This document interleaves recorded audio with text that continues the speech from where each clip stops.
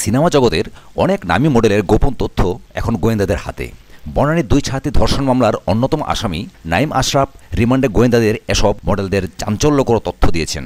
ওই দিন the re-entry হোটেলে কি ঘটেছিল তার বিবরণ দিয়ে ধর্ষণের কথা স্বীকার করেছেন নাইম। আলোচিত এই আসামি 7 দিনের রিমান্ডে রয়েছেন। নাইমকে জিজ্ঞাসাবাদ করছেন এমন এক পুলিশ কর্মকর্তা বলেন, ওই দিন দ্য হোটেল রেন্ট্রির ঘটনা সম্পর্কে নাইম আশরাফের কাছে জানতে চাওয়া হয়। নাইম ওই রাতের বিবরণ দিয়েছেন। গোয়েন্দা সূত্র জানায়, ধর্ষণের ঘটনায় প্রায় 2 সপ্তাহ আগে বন্ধু সাদমানের মাধ্যমে রাজধানীর একটি হোটেলে ওই 2 তরুণীর সঙ্গে তাদের পরিচয় ঘটে। জন্মদিনের অনুষ্ঠানে সাফা তাদের নিয়ে পার্টি করার কথা বললে 5 আসামি এই আয়োজনটি করেন। মদ খাওয়ার পর সাফাতকে নিয়ে 2 তরুণীকে ধর্ষণ করার কথা স্বীকার করেছেন নাইম। সিনে জগতের নামী দামি মডেলদের সঙ্গে কীভাবে পরিচয়?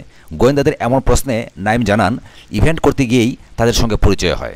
সূত্র জানায়, নানা প্রশ্নের মাঝে সিনেমা জগতের অনেক নামী দামি মডেল সম্পর্কে নানা বিষয় নিয়ে কথা বলেছেন নাইম। এমনকি সাফাতকে সরবরাহ করা অনেক মডেলের নামও বলেছেন। অনেক মডেলকে সাফাতের শয্যাসঙ্গী করার কথাও স্বীকার করেন নাইম।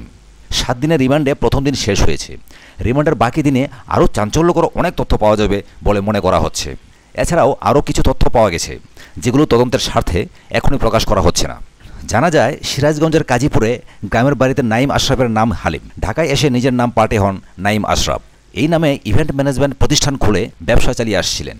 চতুর প্রকৃতির নাইম আশরাফ এ পর্যন্ত 2টি বিয়ে করেছেন। ইমেকার্স নামে একটি ইভেন্ট ম্যানেজমেন্ট প্রতিষ্ঠান খুলে 2014 সালে ভারতের জনপ্রিয় কণ্ঠশিল্পী অরিজিৎ সিংয়ের কনসার্টের আয়োজন করেন।